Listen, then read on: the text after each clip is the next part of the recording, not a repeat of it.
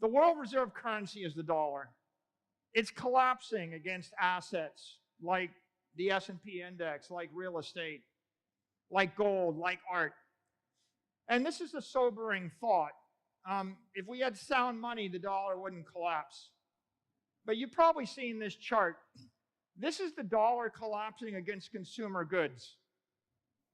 Consumer goods, the dollar is 95% weaker. Gold is a bit harder. And so the dollar has collapsed 99% against gold in that same 100 years. By the way, gold is not scarce. We keep creating more gold. We get better at it. Let's talk about something that's even more scarce. The 500 most valuable companies in the S&P. The US dollar has lost 99.8% of its value against the S&P index over that same 100 years. That is actually a closer measure to the inflation rate. This is the world's strongest currency. This is the currency backed by the country that won every war in the last 100 years. Now, how do you measure inflation? If I measure inflation against a yardstick that is fixed, that's thermodynamically sound, then you see the true measure of inflation. S&P is one example of that. This is Miami Beach. No amount of semiconductor technology or factories make more beach. The dollar has fallen 99.8% against the beach in 100 years. That's how you start to see what's really going on with the world's strongest currency. Now I have some bad news for you. We're not in America. We're in another country. Foreign currencies are collapsing against the dollar. This is the Argentine peso against the dollar. In 20 years, the peso goes from 1 to 500. The peso's lost 99.8% of its value against the dollar at the same time that the dollar's lost 75% of its value against the S&P index. I'll let you do the math. If you run a company in Argentina and you're going to work hard, you're going to have to grow your revenues from 1 million pesos to 500 million pesos over 20 years to stand still. And that's why I say no amount of hard work is going to solve the problem of being on the wrong side of an economic war. There's only one strategy here. You have to get out of that peso. You have to exit. This is the lira. This is before this week. It lost 95% of its value. Now the number is about 97% of its value against the dollar. This is the rupee. It's lost 90% of its value against the dollar. So that 99.8% loss is another 90%.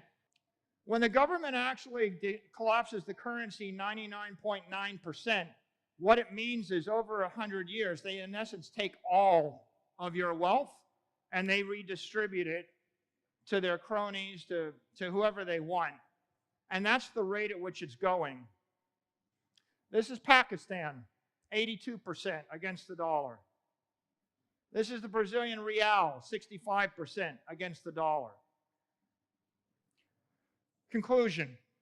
If you want to preserve your wealth, you have to convert that currency into an asset that's scarce, desirable, portable, durable, and maintainable.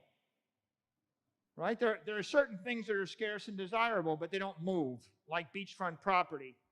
And by the way, maintainable, if you own $1 million of property in Miami, you have to pay $20,000 a year, every year, to maintain it.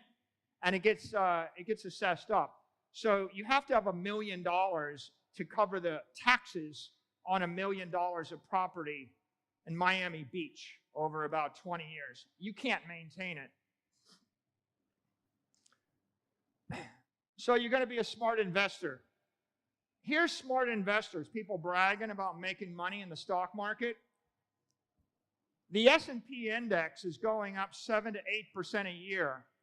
And so you must be really smart. You invested in companies that are making good decisions. Look at the money supply. The money supply is going up at the same rate as the S&P index. And so what you begin to realize is most investment gains aren't really gains at all. All you're doing is simply tracking the monetary inflation rate if you're lucky. Now let's talk about all the assets. Okay, this is a 30-year or 20-year return on asset classes compiled by J.P. Morgan. On the far right, you see commodities. They're awful. Commodities are silver, gold, natural gas, especially oil, soybeans, lumber, pork bellies. Why are commodities awful? Because humans are really good at creating more of them, and they will drive the price down using technology, ingenuity, and capital. Commodities lose you money. Cash, also pretty awful. Now, you see the inflation rate that the largest bank in the United States marks? They mark it at 2%. That's what the government tells you their inflation rate target is, 2%. That's their consumer inflation rate. Every single 10 years or every few years, I'll just redefine the market basket of goods, and I'm going to put drywall and manufactured biscuits and Netflix videos and something cheap. You can be sure I take the expensive stuff and I move it out of the consumer basket, and I take cheap stuff and I put it in the consumer basket. That's the problem with the CPI. Now, look at the S&P index, right? You feel like you're a genius if you're getting 7.5% against that. But what if I told you the real inflation rate of the US dollar over 100 years is about 7.5% to 8%? That's the actual inflation. Now you see the average investor is getting 2.9% when they're smart. Commodities are less. The S&P is underperforming the inflation rate. Look in the far left.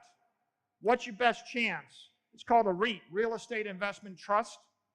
If you have a property company and you buy the scarce desirable real estate in the middle of London or New York, and if you can generate a yield on it, and if you're really good at it, you might be able to just barely keep your head above water. But you know, none of these look all that compelling, right? I mean, investment consists of either losing your money fast or losing your money slow, or after 100 years of brilliance, assuming that the government doesn't fail and you don't have your assets seized. And I didn't include taxes. As long as you don't die, you don't have any capital gains, and you don't have any inheritance tax, you might barely just keep what you had 100 years ago in this world. Most investors, they just perform poorly because of bad habits. What kind of bad habits?